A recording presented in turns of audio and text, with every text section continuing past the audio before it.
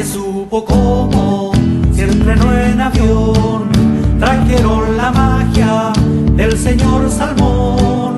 El color naranja invadió el paisaje, bustos calzoncillos, sostenes y trajes, balsas en Curaco, bobas por doquier, cientos de alegría.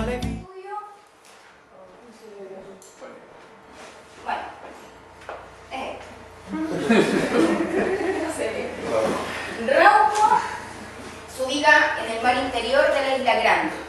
Ahora nosotros estamos en una isla más pequeña, pero está en el corazón, de hecho, de la Isla Grande de Chiloé. Está situada en el mar interior, que es muy distinta de la costa pacífica, y limita al este con Nalhuitá, Yicaldá, al norte con la península de Rilán y el estero de Castro, al sur, que es la carretera 5, y al oeste con el fuerte Tauco y la cordillera de los Andes.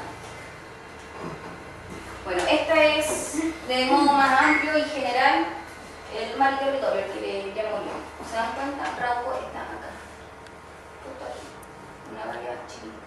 Entonces ya desde aquí, observando este mapa, podemos ver de que el archipiélago está compuesto por la Isla Grande, ¿no? Y aproximadamente todo esto, 40 islas pequeñas.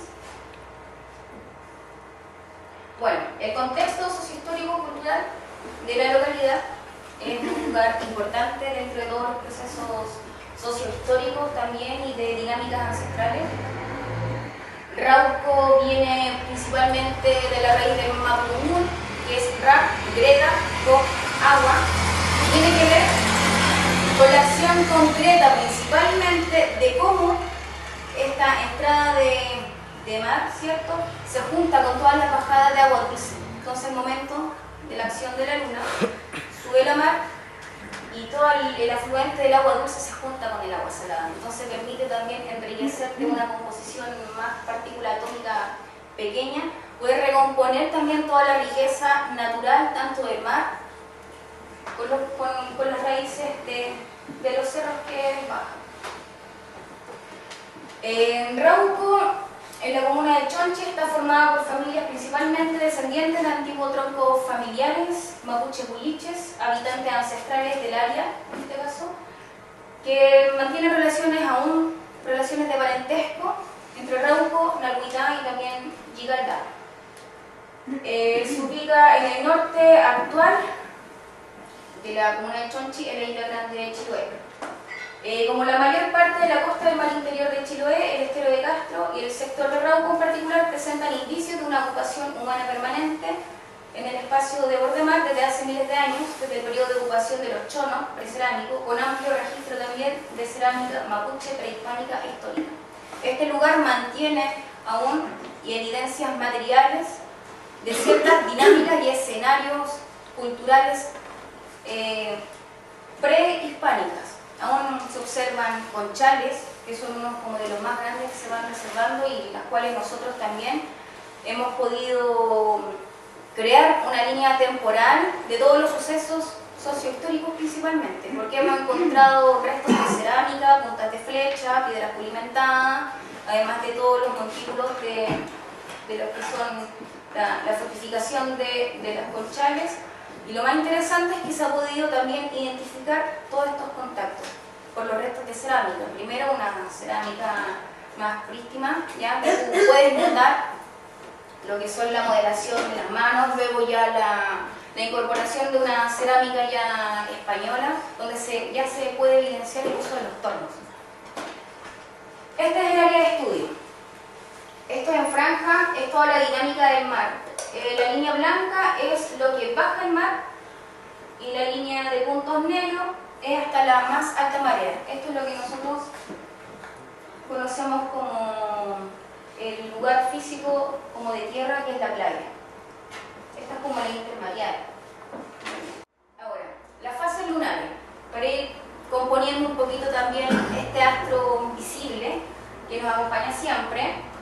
La luna posee un ciclo de 28 días en donde cada estado lunar cumple una fase con características particulares, cumpliendo un mes. Entonces la importancia de Cuyentún o acción de la luna es importante. importante para la recomposición de la memoria de los habitantes del archipiélago. Cada fase lunar tiene un ciclo de 8 días hasta completar un estado o fase, lo que se observa en el comportamiento de las mareas, en el comportamiento de la Tierra y la visibilidad misma de la luna en el cielo. Ahora estamos pasando una luna llena. Generalmente en esta luna nosotros en el día podemos ver que va creciendo, ¿no? Cuando es menguante no lo podemos ver en el día. Y según la luna se hace la marea o se trabaja la Tierra. En Rauco, nosotros occidentalmente dentro del calendario reconocemos 4 fases, ¿no? Que es nueva, creciente, llena, menguante. En Rauco se reconocen 7 fases. 7 fases lunares. La nueva, que es cuando la luna es una uñita brillante. La creciente, que es cuando la luna recién comienza a crecer. El cuarto creciente es cuando la luna está revuelta, te dice la gente. Y es cuando se observa como una C, como la que vemos ahora. La llena es cuando está grande y amarilla. La menguante es cuando la luna recién comienza a achicarse y esta es una acción que ocurre, la menguante o menguante, que le llaman allá en la zona de la Araucanía, ocurre solamente una vez al mes. Y es cuando la luna, ¿cierto?, comienza en su máximo esplendor a estar llena y al siguiente día comienza recién como a comenzar y tiene el intento de comenzar a bajarse. Esa es la menguante. Porque ¿qué es lo que sucede? Que el sol se encuentra con la luna, se alinea. Eso sucede una vez al mes. Luego viene la caída o el cuarto menguante, que es cuando comienza a formarse como una D. Y luego es la negra, cuando no se ve ni una cosa. Nada, son 3 días de negra y la gente generalmente dice que no salgas porque ahí están todos los seres, ¿cachai?, en el campo volando y que nos podemos enfermar. Entonces hay que siempre respetar también esa dinámica. Entonces ahora, ¿qué influencia tiene la luna y en las mareas en la vida cotidiana? La luna es quien incide, ¿cierto?, en la pleamar y en la bajamar. Entonces aquí me dice el vecino. Nosotros no tomamos en cuenta eso del reloj ni los calendarios, porque aquí lo que manda es la luna y el mar, como te debes dar cuenta. Y es así. Allá en Rauco la gente no está preocupada del calendario. Es solamente ver la dinámica que tiene la luna y cómo se representa en la oleaje del mar. Y ahí entonces la gente comienza a organizar lo que tiene que hacer en el día. Entonces, otro vecino, Juanule, me dice, sigue la luna nomás, me dijeron los mayores. Ese es el referente. Ahora, según la fase lunar, ¿ya?, y su relación con el mar, se reconocen 2 tipos de marea. Que la luna nueva o luna llena son las mareas llenas o los pilcanes.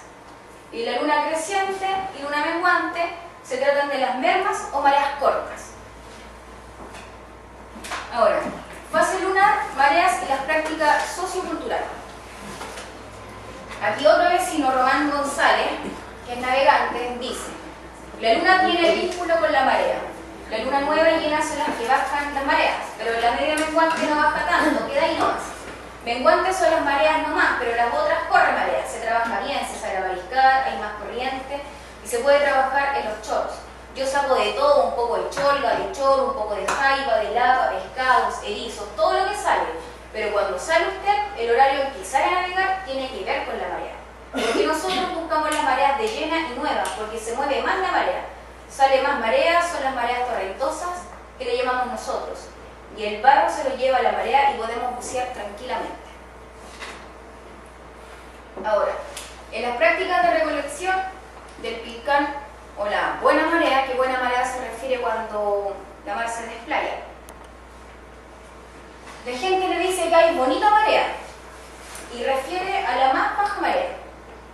Dentro de la playa, ¿cierto?, en este subir y bajar, para nosotros hay que dejar algo bien claro. Para nosotros que habitamos el borde mar, nuestra dimensión física de la tierra no es la playa.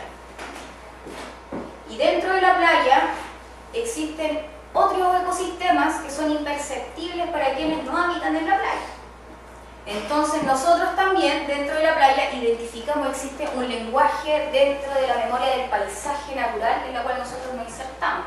Existen ciertos indicadores también que cuando está la bonita marea y queremos ir a mariscar, nosotros nos vamos viendo por las piedras, según piedras grandes, piedras de colores, hay unos muertos también que están hechos de cemento. cemento, hay espacio donde hay greda. Entonces nosotros íbamos viendo, a medida que se va desplayando, ¿cierto? Nosotros vamos viendo cuál es el acceso, cuáles son los lugares que nosotros podemos ir a buscar lo que necesitamos.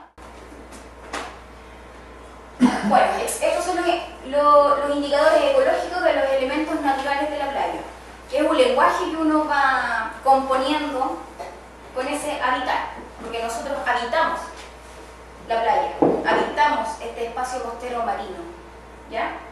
Entonces, culturalmente se hace pilcán, o los pilcanes en esta bonita marea, y es la instancia donde se recolecta y donde surge lo más bonito, que es el encuentro colectivo, ¿ya? De la gente. La playa para nosotros también significa un lugar de reencuentro, de reunión, de compartir, de sociabilizar, de contar las novedades y las que no son tan novedades también. Las personas antiguamente en Rauco decían, o sea, cuentan de que las personas antiguamente provenían de muy lejos a pie o en bote a mariscar. Se marisca o se recogen con la ayuda de un par de chuicos o baldes, los quelmahue o chinitos, que son unos choritos pequeños, el dalle, que son unos choritos negros, almejas y navajoles. También se recolectan las algas como la almeja, el pelillo o el sargazo, que se dejan pudrir para la tierra, y también en la playa se tira o se cae la red. La luna es de importancia para la tierra. Bueno, la siembra de vegetales también está en plena vinculación con la etapa o fase lunar. La relación entre luna y siembra son de mucha importancia y rigurosidad, debido a que el calendario lunar regula qué es lo que se tiene que hacer y qué es lo que no se debe hacer. En qué momento hay que hacerlo y en qué momento no se hace.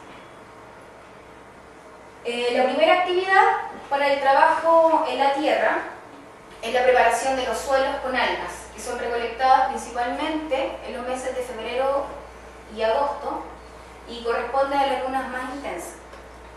Estas algas se recolectan, se aposan en sacos, se dejan a la intemperie hasta que se pudran para ser trabajadas en la luna creciente o menguante. Son alrededor de 15 días a un mes lo que las personas dejan trabajar las algas. En estas lunas tienes que sembrar y en estas otras se mariscan. Yo lo aprendí desde que soy niña, mirando y haciendo, dice la señora Ida. Ahora, la luna y su importancia para la tierra. Antes de la siembra, las semillas son lavadas con agua de mar para mejorar sus propiedades y condiciones.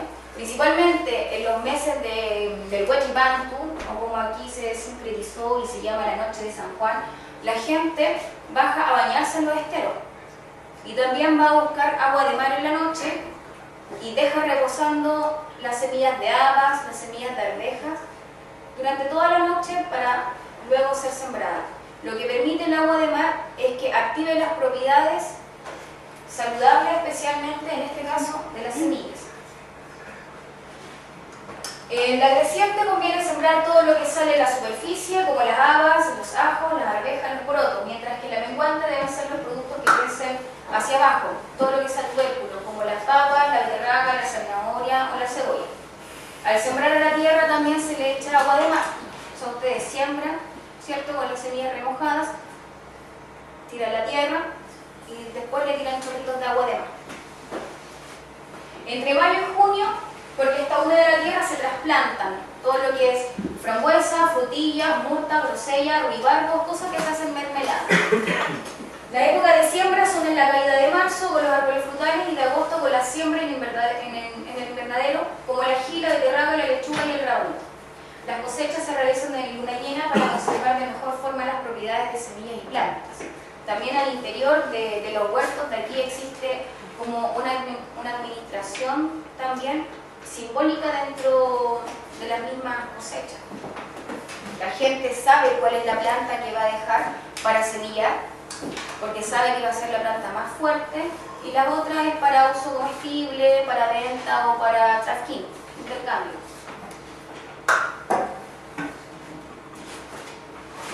Bueno, la categoría de mar y territorio, o maritorio, o territorio, también son conceptos y clasificaciones que el mundo occidental ha ido dividiendo, ¿no?, y conceptualizando a través de categorías, pero en el fondo hay que pensar que el territorio, el maritorio, o el mar y territorio es uno solo, ¿ya? Por lo tanto, lo que propone este estudio es valorar, ¿cierto?, desde el concepto de patrimonio, que le llamo yo, pero en realidad es como patrimonio inmaterial, como de la dimensión más sutil que hay de la comunidad, en este caso de Rauco, que es la continuidad de conocimientos asociados a la luna y su relación con las prácticas de recolección de playa y la agricultura local, que es una sabiduría ancestral. Estos conocimientos y la relación que en este caso los habitantes siguen transmitiendo, siguen viviendo y siguen habitando, no es de ahora, es un conocimiento ancestral que todavía permanece, solamente que en estos tiempos, en este escenario y con nosotros. Pero todo esto deviene desde un conocimiento prístino, cultural, si se puede decir. No ha cambiado, y es un patrón cultural que se repite en muchos otros territorios también. Entonces, esto permite de pensar esta ancestralidad, es como también la gente percibe y entiende el lugar que habita, ¿no? Haciendo una extensión de que la tierra, del mar o de la playa no son tres dimensiones separadas, sino que desde una cosmovisión, desde una cosmogonía cultural principalmente que ha resistido hoy en día, que es la mapuche huilliche del territorio, sigue siendo la mapu una sola. No hay división entre la mar, la tierra, ni la playa, ni el monte, sino que es todo una dinámica circular que comprende desde lo que sucede en el cielo, de cómo sucede también el bosque, de cómo este bosque también se relaciona con la playa y de cómo esta playa también se relaciona con el mar. Un pensamiento circular, cíclico. Ahora, como consideraciones finales, se visualiza una enorme relación entre los distintos espacios de vida que tienen las localidades costeras, en este caso, Rauco. Antecedentes, ¿cierto?, de bibliografía separan la idea de territorio con el territorio. En esta oportunidad semejante, la separación es impensada, ¿cierto?, razón por la cual la idea de mar y territorio tiene una perspectiva más certera al momento de pensar la cosmología. Las prácticas socioculturales de Bordemar representan el conocimiento adquirido y acumulado que se ha continuado y mantenido desde tiempos inmemorables, dando la posibilidad de recomponer una recomposición del cuerpo cultural, ¿cierto?, que aún se mantiene en sus habitantes, que está asociado al cielo y especialmente a la playa, que son los espacios de vida importantes para comprender la relación social, cultural y espiritual de sus habitantes. La investigación, en este caso, esta, y lo que estamos haciendo ahora, es contribuir, ¿cierto?, a la memoria en materias etnográficas, antropológicas, históricas, arqueológicas, biológicas, lo que sea. Pero es contribuir acerca de lo importante que es la comprensión cíclica de las fases lunares y su relación para la vida y la naturaleza, con la cual se comprende una geografía costera insular y la forma de vida desde los mismos habitantes de Chiloé, con la finalidad de preservar, transmitir y dar continuidad al derecho a la vida y al ejercicio de autonomía en los territorios, por lo que es un estudio posible de ampliar y retroalimentar con más antecedentes bajo la mirada antropológica en otros territorios del archipiélago. Eso. Hay que destacar algo importante.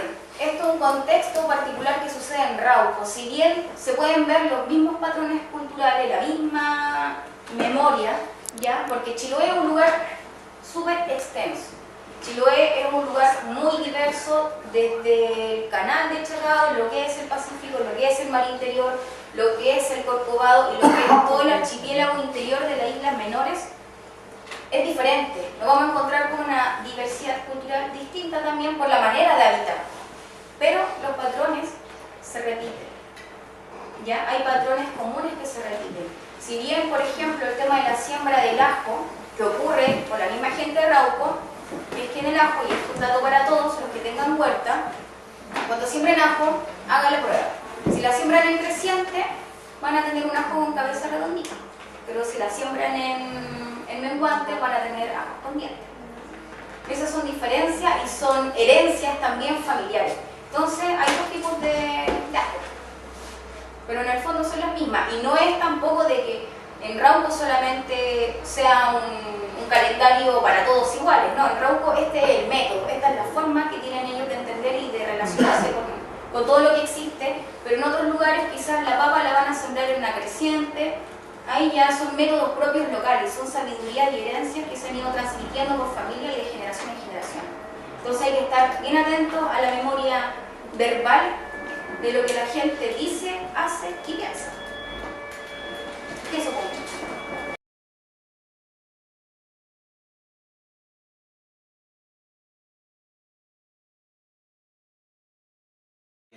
Precisamente con el título de la exposición se denomina Mareas o Entre Mareas Temporales y Quilpunes, como una revisión histórica y política de los últimos 5 años en Chiloé.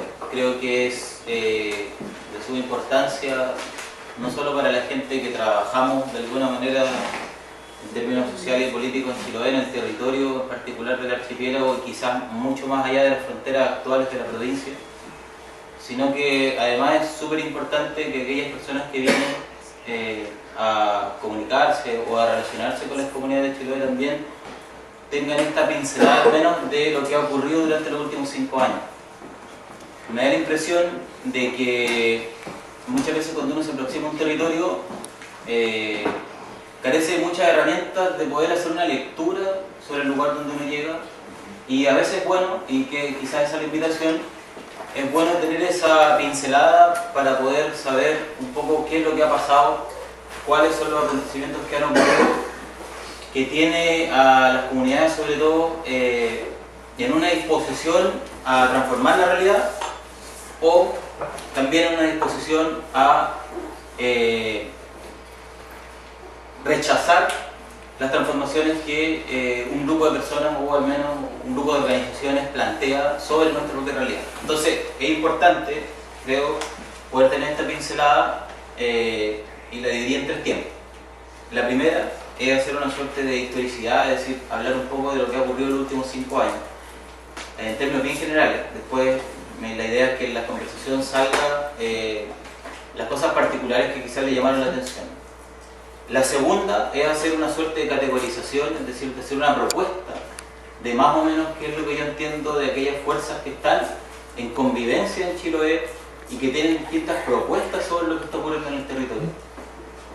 Pero me voy a concentrar más bien en las propuestas, podríamos decirlo de alguna manera, transformadoras sobre el territorio, que tienen una mirada sobre lo que está ocurriendo, sobre la realidad, pero también tienen una idea de salida de lo que estamos viviendo, ¿sí? Y yo creo que eso es súper importante, porque en el fondo no es que estemos todos de acuerdo en todo, sino que precisamente muchas veces asentamos en la diferencia por sobre la similitud de aquellas personas que queremos que las cosas sean un poco mejor. Y por último, me gustaría proponer una reflexión, que eso sí es más colectivo, como un ejercicio entre todos, no solo mío, de proponer una nueva reflexividad, es decir, proponer una idea para poder entre todos llegar a ciertas conclusiones que nos permitan, tanto a las organizaciones como a las personas que se vinculan al territorio de Chiloé, tener una mirada un poco más compleja o acabada, quizás más dinámica de lo que está ocurriendo. ¿Ya? Precisamente porque el título de la exposición tiene que ver con las mareas, es decir, los tiempos cortos. Las mareas cambian todos los días, ¿cierto? Los tiempos cortos, los tiempos de la historia, también tienen esos ires y venires diarios, es decir, pasa de un mes a otro que la realidad cambia completamente y de alguna manera nosotros lo podemos reflejar, lo podemos ver en los vaivenes que tiene la marea durante el día, ¿sí? Son los pequeños tiempos cortos de la historia de Chiloé que nos hacen pensar sobre lo que está ocurriendo a nuestro alrededor. Luego temporales, porque precisamente hay tiempos un poco más largos, los temporales no son todos los días, a pesar de que hay tiempos que de verdad se nos vienen los temporales con todo, pero los temporales tienen que ver con un tiempo un poco más alargado, es decir, no son solamente las coyunturas que estamos viviendo todos los días, sino que nos dan la suerte de un proceso, de entender un alcance mucho mayor en temporalidad de lo que pasa todos los días en Chile, ¿sí? Y finalmente los Quilcunes, porque los Quilcunes son estos espacios donde la gente que antiguamente navegaba se pillaba con alguna tormenta, con algún temporal en el viaje y tenían que pasar a guarecer o a escampar el agua, escampar la tormenta y parar unos días, a veces semanas, mientras la cosa pasaba, ¿sí? Por tanto, en esos espacios, que son espacios de encuentro, pero también son espacios de reflexividad, es decir, la gente conversaba sobre su historia, conversaba sobre su viaje precisamente, pero también sobre sus intenciones. Compartía, era un espacio social donde además se podía compartir una mirada sobre lo que teníamos alrededor, ¿sí? Esa es más o menos la propuesta, trabajar los tiempos cortos, los tiempos medianos, pero también lo que nosotros estamos sacando como lectura detrás de todo lo que ocurrió en los últimos 5 años. Eso. Primero, contarles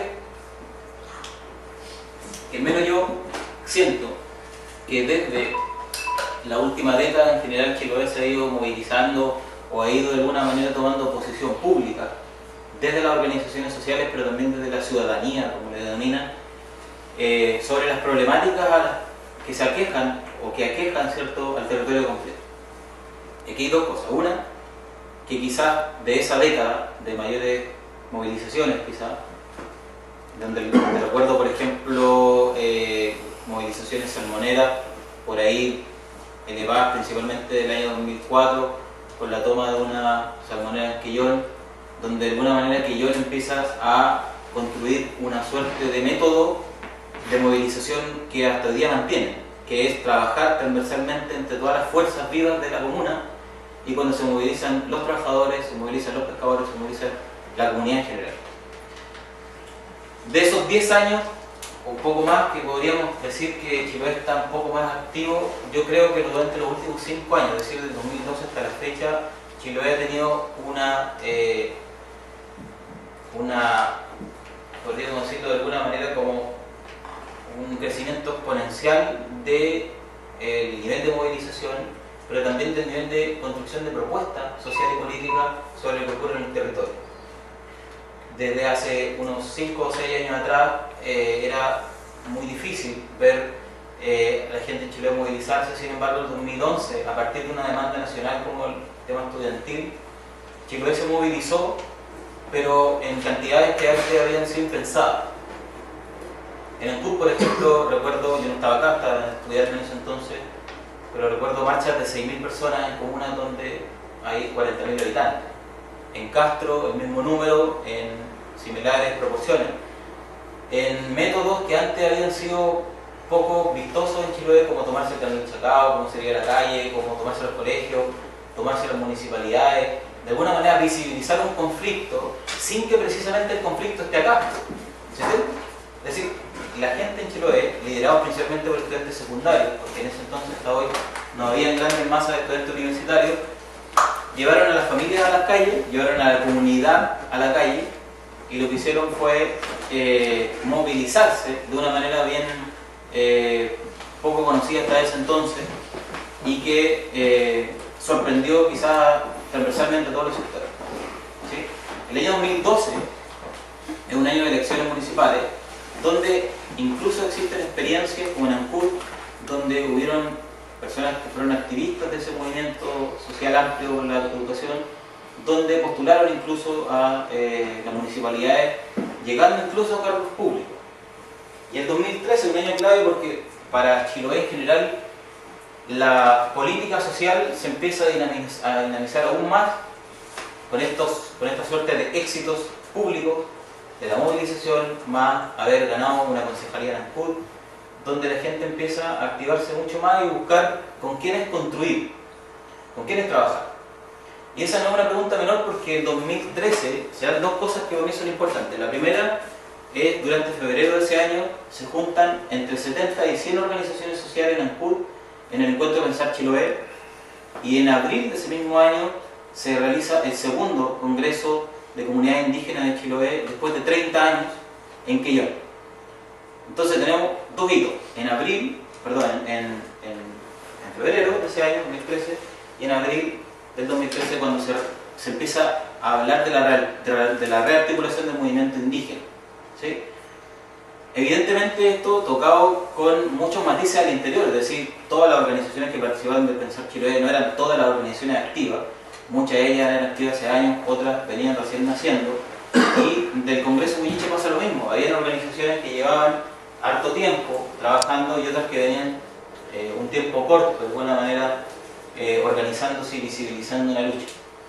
Hay que recordar también que el mundo indígena, principalmente por ahí, entre el año 2000 y 2010, sufren importantes quiebres por la disolución del Consejo General de Cacique, y a partir de la muerte de Carlos Lincomán, que fue el último, podríamos decirlo así, lonco reconocido como lonco mayor de Chiloé, y se dan a su interior, ¿cierto?, de esa organización una suerte de disputas internas que terminan con dividir al mundo indígena, especialmente de Quellón, y con eso a desgranarse el choclo, podríamos decirlo, del resto del archipiélago. Por tanto, también ahí hubo introducción de cierta tesis política de los partidos y de algunos diputados de ese entonces que mermaron cierta organización indígena desde la unidad, como se había conocido hasta ese entonces, y empezaron a construir, y eso es relato básicamente de las comunidades, algunos parlamentarios empezaron a constituir sus propias federaciones indígenas, ¿sí?, que eran mucho más cercanas a ellos, principalmente ligados a la democracia cristiana. Dicho eso, 2013 también coincide con la movilización de Quellón, donde se visibiliza por primera vez un conflicto social amplio, donde la comuna de Quellón se toma durante varios días.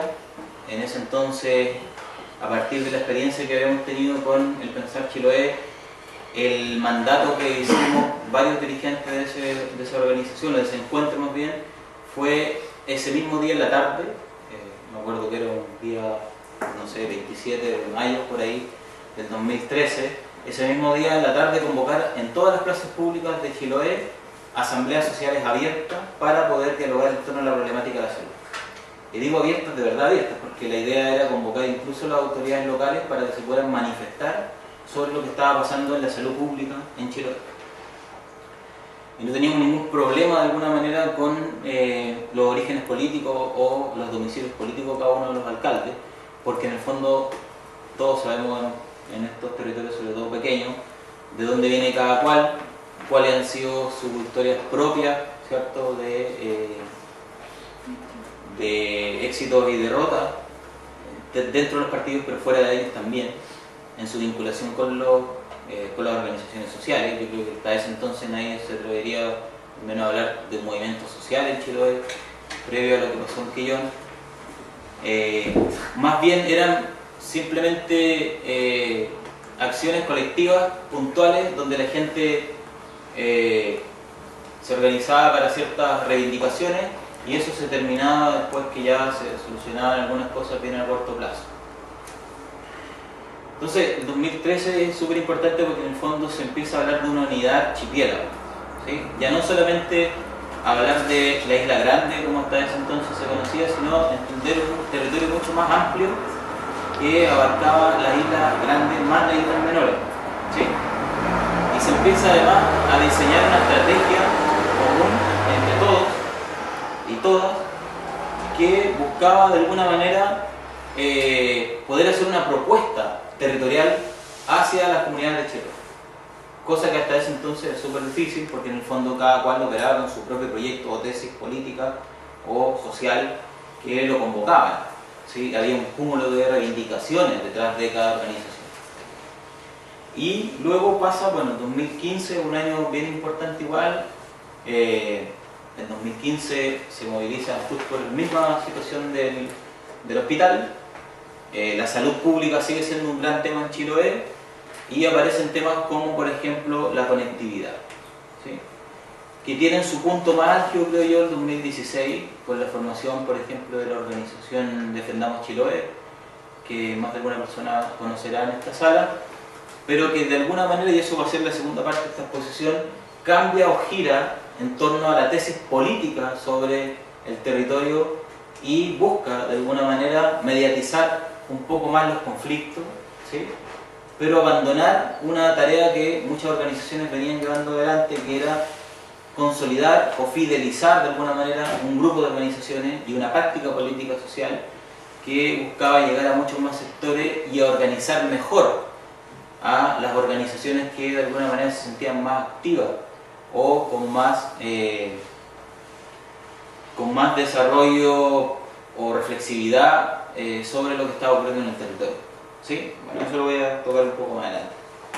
Hasta que llegamos, bueno, al 2016, donde evidentemente tocamos de alguna manera el techo con respecto a el proceso que habíamos venido llevando hace 4 o 5 años, donde de manera espontánea, y eso hay que decirlo, de manera espontánea los trabajadores vinculados al mar, los pescadores de Ancud sobre todo y de Quellón, se movilizan en torno a la problemática de la marea roja, producida evidentemente por los 40 años de contaminación salmonera en los territorios de los maritorios, como denominaba la compañera que estuvo antes, y donde precisamente son los sectores más afectados de la sociedad, los pescadores, quienes lideran un conflicto que empezó siendo un conflicto pequeño y manejable a ser un conflicto amplio y absolutamente complejo de manejar. ¿Sí?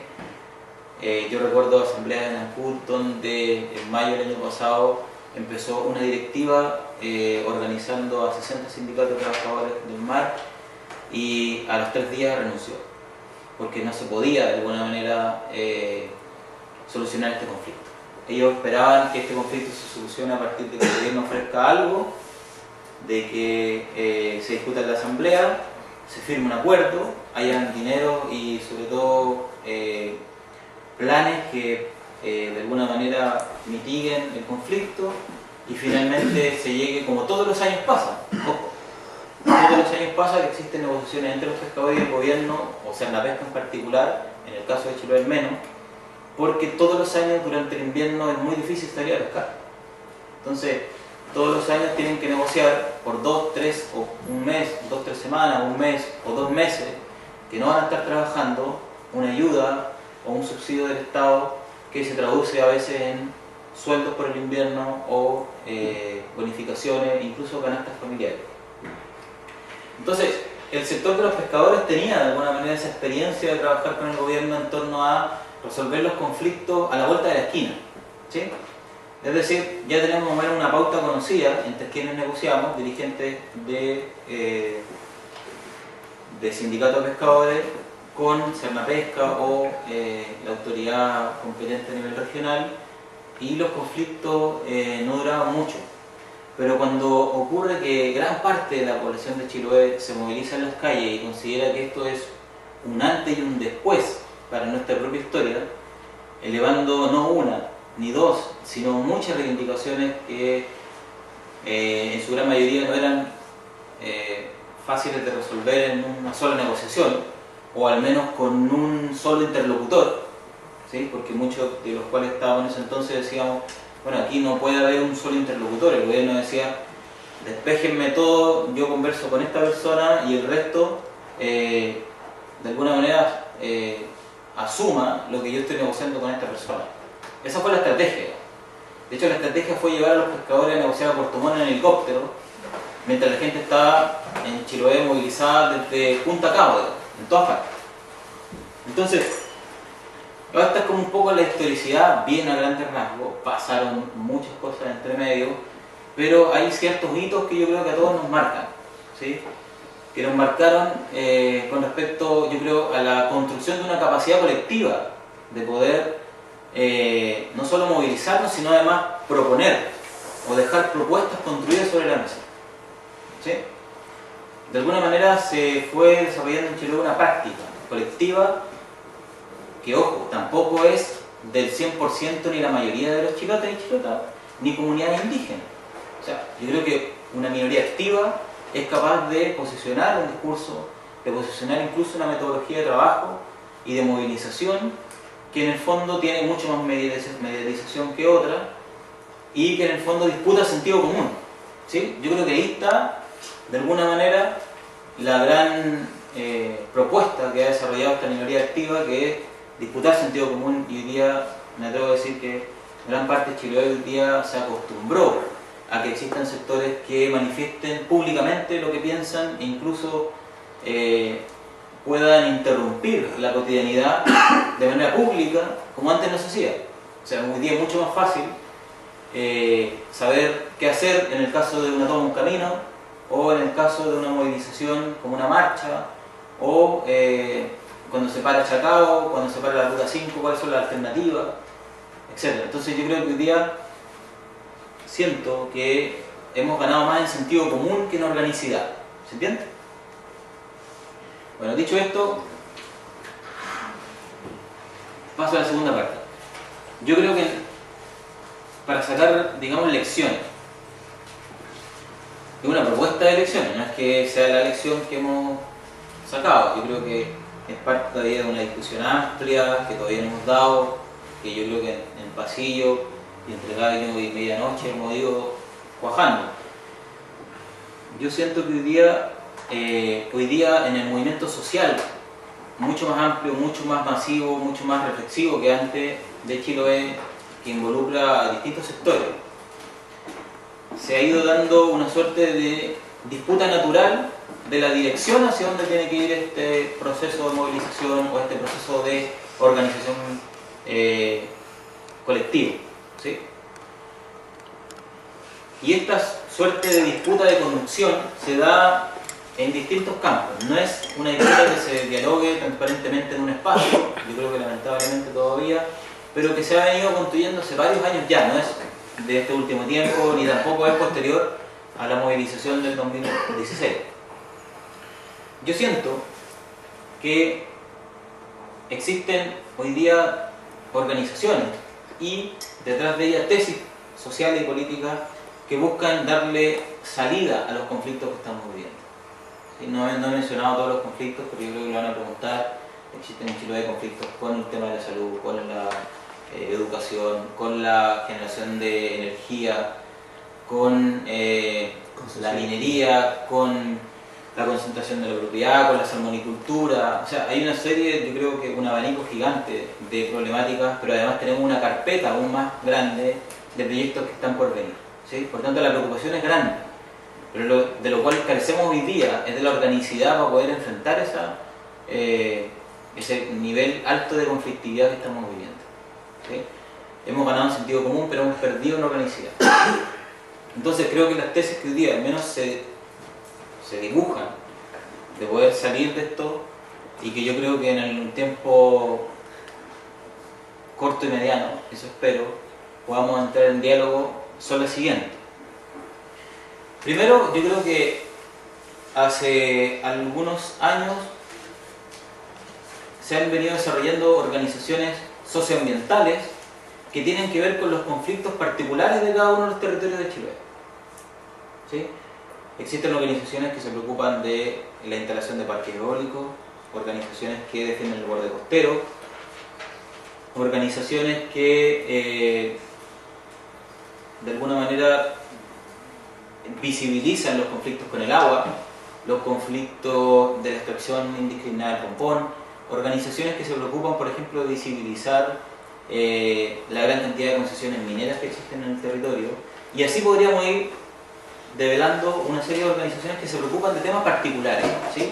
Mayoritariamente de ellos socioambientales, y que tienen una propuesta de alguna manera que tiene que ver con abordar nuestra mirada sobre el territorio, es decir, tener la posibilidad de seguir viviendo en este lugar en las mejores condiciones ambientales y sociales, pero que orgánicamente, ¿sí?, seguimos careciendo, en el caso particular de las organizaciones socioambientales, de un espacio que articule todas las fuerzas o todas las luchas que se están dando en cada uno de los sectores que visibilizan o intentan generar un giro hacia esta mirada mucho más sustentable, social y ambientalmente, ¿sí?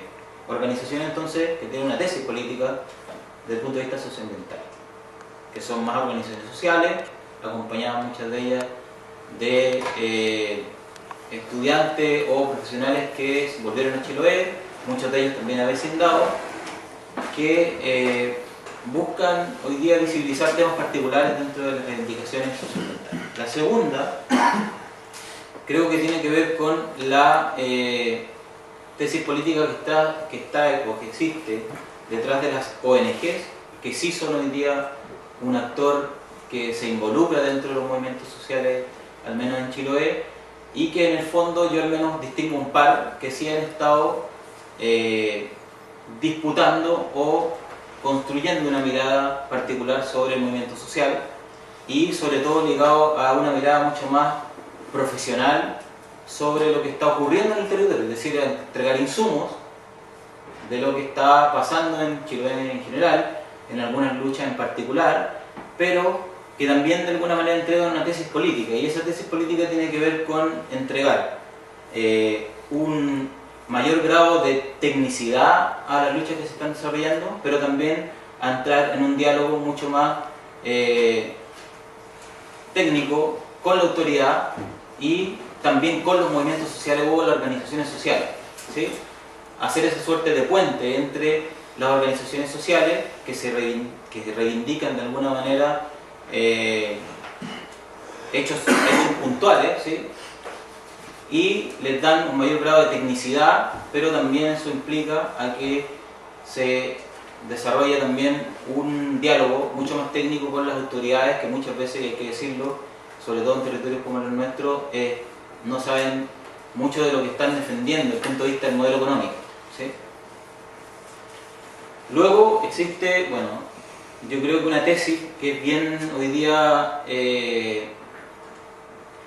bien transversal, que tiene que ver con algunas organizaciones que buscan visibilizar los conflictos por sobre organizar las fuerzas que nos van a dar sostenimiento o que les van a dar contenido, ¿cierto? O densidad histórica, por decirlo de alguna manera, de quienes van a transformar o quienes van a proponer una cosa distinta, ¿sí? Aquellas organizaciones que consideran que es mucho más importante visibilizar en los medios de comunicación, que la gente en Chiloé y en Chile sepa lo que está ocurriendo, por sobre tener una fuerza social capaz de darle sostén o sustentabilidad, digamos, a los conflictos, y por tanto incluso proponer, digamos, una idea distinta de organización de nuestras propias comunidades, ¿sí? O sea, ser mucho más mediático que organizativo, por decirlo de alguna manera, sin que sea excluyente. No estoy diciendo que esas organizaciones no consideren organizarse, sino que jerarquizan de alguna manera una posición sobre otra.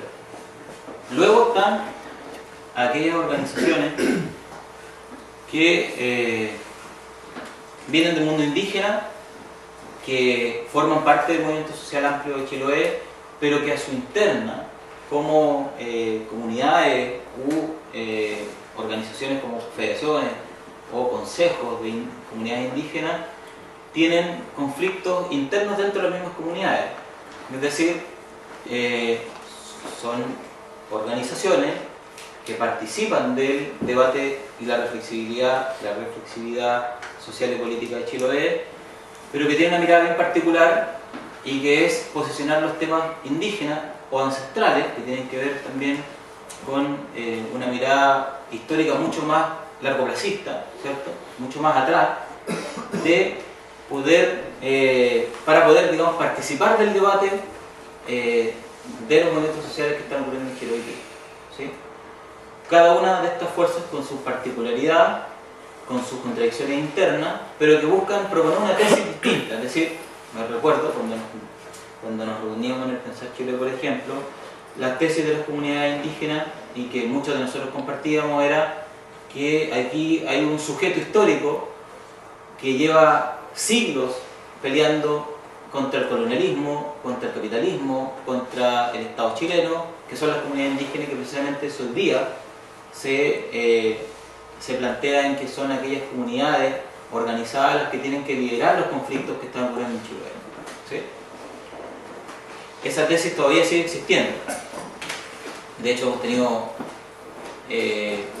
varios diálogos bien extensos sobre eso, sobre cada una de las tesis que estamos presentando, digamos, al menos lo que yo veo. Y finalmente creo que hay un grupo que es minoritario también dentro de esta fuerza o movimiento social en Chiloé, que tiene que ver con una mirada un poco más político-institucional. Es Es decir, no solamente movilizar, no solamente organizar a las comunidades, no solamente generar propuestas técnicas viables para los territorios, sino que además disputar políticamente espacios de representatividad política e incluso construir espacios de articulación orgánica, política y social, donde se pueda disputar de alguna manera no solo el sentido común, sino que además el poder dentro del territorio y fuera del territorio. Yo creo que de alguna manera durante los últimos años, durante los últimos 5 años, lo que veo es un proceso donde nos hemos encontrado con esas tesis en convivencia, ¿sí? No es una convivencia todavía fraterna, ni tampoco amigable, sino que es una convivencia en conflicto, como tiene que ser de alguna manera, ¿sí? Porque cada una de esas miradas, cada una de esas tesis lo que están proponiendo es una suerte de salida a los conflictos que estamos viviendo, pero que muchas veces no coincide con la que está al lado. ¿Sí? Eso es complejo desde el punto de vista orgánico, porque nos gustaría que estuvieran todos los sectores representados, pero desde el punto de vista práctico, somos personas de carne y hueso, hay que lidiar con egos, hay que lidiar con responsabilidades, hay que lidiar con miradas que tienen que ver con la historia, miradas que tienen que ver con el presente y con el futuro. ¿Sí? Yo creo que aquí no es que una sea mejor que otra, sino que yo creo que el desafío que tenemos las organizaciones y los movimientos sociales de Chiloé o el archipiélago, dentro y fuera de él, están un poco llamadas a hacer una propuesta con respecto a lo que está hoy día en conflicto. ¿Sí? Y creo que finalmente, para hablar de estos quelcunes, es decir, de estos espacios de reflexión, donde podemos compartir estas miradas sobre lo que está ocurriendo, no es menor incorporar un elemento que hasta hoy yo creo que en Chile está ausente, al menos de un sector que se sigue movilizando de esta minoría activa, que es qué hacer y cómo convivir con formar parte de un país, cómo convivir con formar parte de un territorio que es mucho más amplio de lo que son nuestras fronteras propias. ¿Sí? Yo creo que ahí existen dos miradas hoy día. La primera es que nosotros no trabajamos con nadie que esté de Puerto Montt al norte, que eso existe como discurso, y está posicionado como discurso. Nosotros no nos metemos a los conflictos que están ocurriendo en el resto del país. Nosotros no vamos a, de alguna manera, entrar en diálogo con fuerzas sociales y políticas de carácter nacional. Esa es una mirada. Y la otra es cómo nosotros, entendiendo que en este momento estamos conviviendo con esta realidad, somos capaces de no solo traer discursos nacionales a Chiloé, sino que desde acá también nosotros hacer propuestas hacia lo que está pasando en el resto del país. ¿Sí? Cuando nosotros hablamos del pensar Chiloé, no solo hablábamos de un eslogan o un nombre de una organización, al contrario, ni siquiera pensábamos en ser una organización. La propuesta que existía detrás del Pensar Chiloé era generar un espacio de encuentro, de reflexión, de construcción de estrategia y acción común, pero también de pensar el mundo desde Chiloé. Es decir, nosotros no buscamos, creo yo que el diálogo que voy a mostrar ahora, no es que buscamos aislarnos de lo que está ocurriendo en el resto del planeta y lo que está ocurriendo en el resto del país, sino que buscamos entrar a ese diálogo. Necesitamos entrar a esa construcción de un discurso, de esa reflexión más allá de nuestras fronteras, con una mirada propia, ¿sí? Con una mirada nuestra sobre los temas que están ocurriendo en el país, sobre los temas que están pasando en el continente, al menos. ¿Sí? Nos hemos dado cuenta varias veces, de que el territorio de Chiloé, como archipiélago, es decir, la representación político-administrativa que hoy día es el archipiélago de Chiloé, está corto. Y hace años que venimos diciendo eso. Se nos queda corto porque la gente en Chiloé sigue viviendo en el Cerro Magallanes. Cuando hablamos del mundo indígena, no solamente estamos hablando de Chiloé, o de la zona sur, de Osorno hacia abajo, o de Valdivia hacia abajo, como la Futa Huillimaco que se denomina y se sigue denominando, sino que incluso existen fronteras mucho más allá. Es decir, tenemos hoy día necesariamente que entender un diálogo, una reflexión mucho más allá de nuestras propias fronteras. Creo que el concepto de archipiélago de Chiloé está absolutamente hoy día extemporáneo, es decir, hoy día ya no nos sirve para denominar o para conceptualizar lo que nosotros reconocemos como nuestro territorio. ¿Sí? Creo que ahí hay varios temas que deberían ser tocados en esa reflexión, porque precisamente incluso dentro de las comunidades indígenas, hoy día fuertemente, y lo digo de verdad, fuertemente dentro de las mismas comunidades indígenas se ha levantado un discurso de que los huilliches de Chiloé son una etnia distinta a la mapuche, por tanto necesitan separarse del mundo mapuche. Yo no sé si ustedes han escuchado eso, pero eso hoy día tiene una representación social, tiene una representación política, tiene un diálogo con el gobierno de turno, tiene también una representatividad dentro de las mismas comunidades. Y creo que ese tema no es menor, porque precisamente es lo que está ocurriendo. Yo creo que muchas veces el encerrarnos tanto en lo que está ocurriendo en Chiloé nos pierde de lo que está ocurriendo afuera, y yo creo que aparecen en ese sentido tesis que no solamente son tendenciosas y algunas veces falsean la realidad, sino que además yo creo que nos hacen mal desde el punto de vista estratégico, nos hacen mal desde el punto de vista histórico como sujetos para poder proponer una salida a lo que está ocurriendo. ¿Se entiende? O sea, yo creo que aquí hay muchos temas que se cruzan, hay varios temas que me gustaría entrar en diálogo, pero creo que este cuerpo dividido en tres, es decir, qué es lo que nos ha pasado, cuáles son las fuerzas más o menos que están operando y qué es lo que deberíamos empezar a dialogar, o de alguna manera a ponernos también en contradicción. Si yo creo que aquí lo que principalmente tenemos como claridad es que estamos siempre en tensión, ¿sí? La gente de Chiloé, huilliche o no huilliche, chilota o no chilota, incluyendo, digamos, a la gente que se ha vecindado, estamos siempre en contradicción de lo que estamos no solamente proponiendo y discursiando, sino haciendo en la práctica. Yo creo que ese es el gran desafío. Creo que la mirada que proponía sobre esta presentación era eso: cómo entender el Chiloé de los cortos plazos, lo que está ocurriendo hoy día, lo álgido, digamos, de la movilización y de la organización. En segundo término, como la coyuntura, cuáles son los puntos o las inflexiones más importantes con las cuales nos encontramos y cuáles son las ideas o las reflexiones que están detrás de todo lo que está ocurriendo. Yo creo que esa es un poco la propuesta que he traído, y sobre todo quería conversar porque de verdad que me da un poco lata estar acá adelante hablando tanto, que además necesito otro mate. Eso, muchas gracias.